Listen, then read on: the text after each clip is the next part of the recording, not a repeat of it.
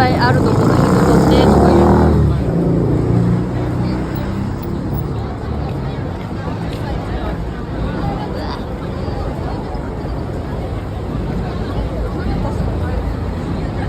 フレームインス。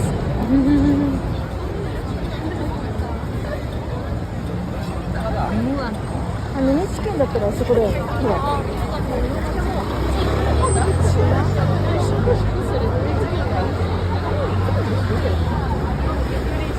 引かれるかと思った信号。うわー、いっぱい人。い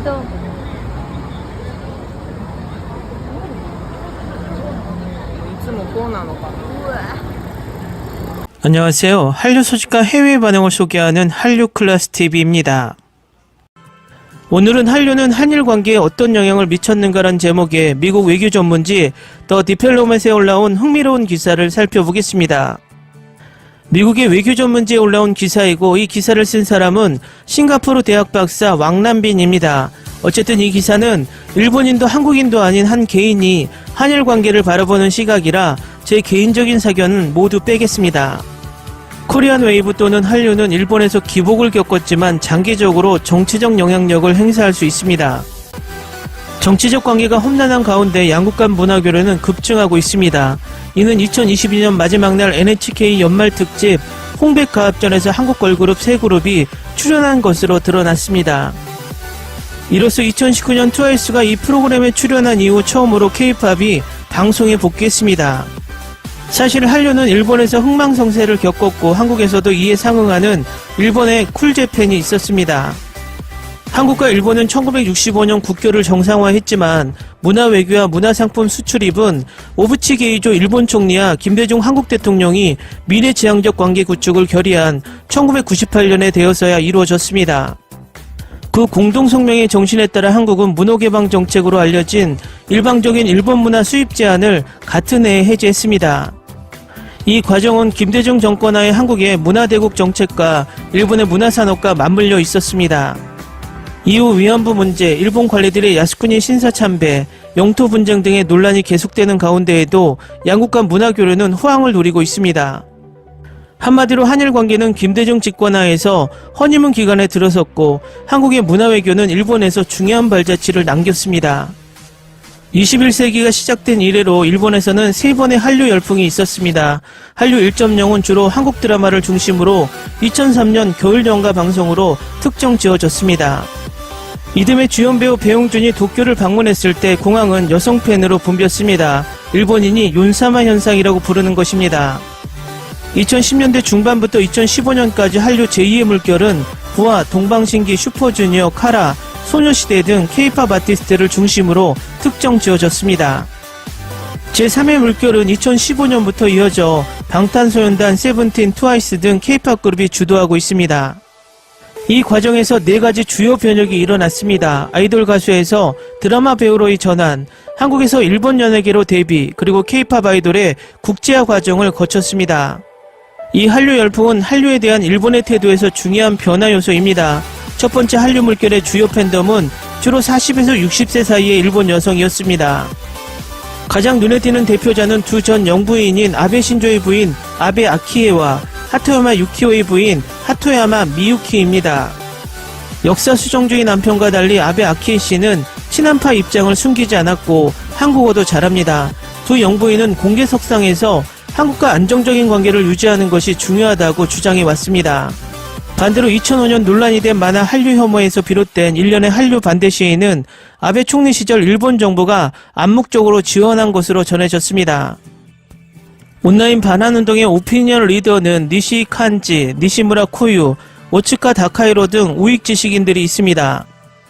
온라인 반한류 활동 참여자들은 거의 대부분이 남성이었고 남성적, 민족주의적, 가부장적, 외국인 혐오, 탈식민주의자로 간주됩니다. 만화 별개로 혐한 애니메이션에 동조한 남성 쇼비니스트들이 이용하는 또 다른 플랫폼이 만들어졌습니다.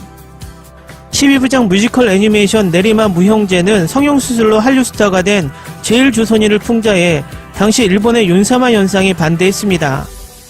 일본 사회의 거의 모든 측면에서 남성 지배에 직면한 한류 엄마로 알려진 일본 중년 여성 커뮤니티는 자녀를 중립적으로 유지하고 문화적으로 한국에 감사하도록 최선을 다해 왔습니다. 이 여성들은 한류를 남성 중심의 전통적인 일본 대중문화인 망가와 애니메이션에 저항하기 위한 대안으로 보고 있습니다.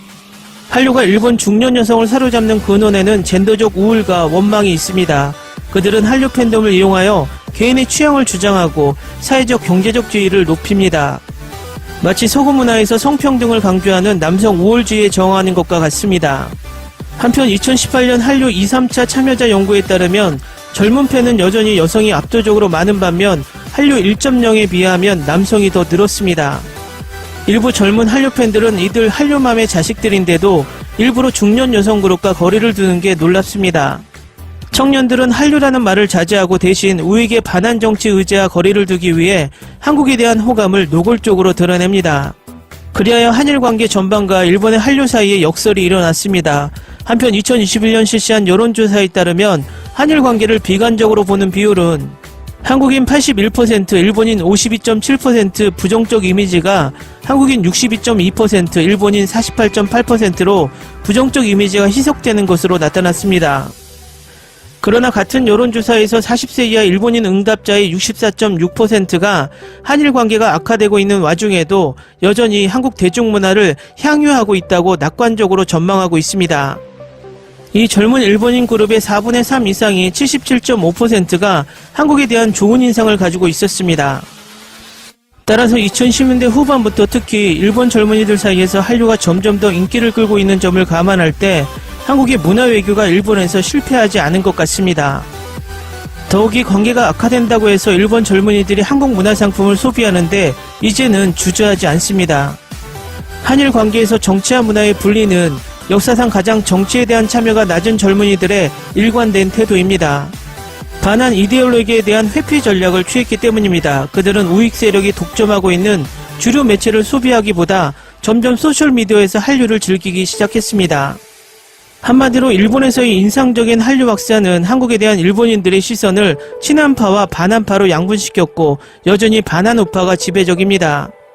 일본의 대외 정책 기반은 여전히 우익 정치인들의 손에 달려있기 때문에 일본에서 한류가 큰 성공을 거두었다고 해도 일본 정부는 여전히 한국에 대해 적대적 태도를 취하고 있습니다.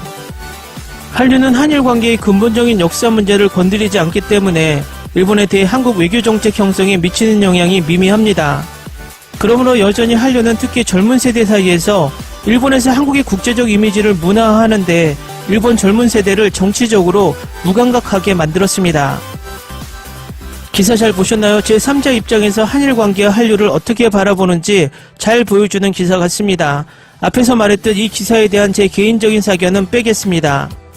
이 기사에 대한 판단은 여러분 스스로 하시기 바랍니다.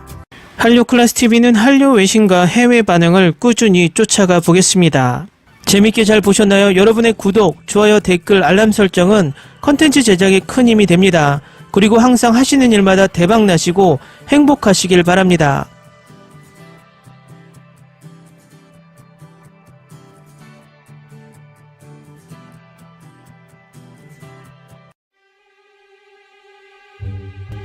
Ni se te ocurra. Olvida el ganso y los tomates.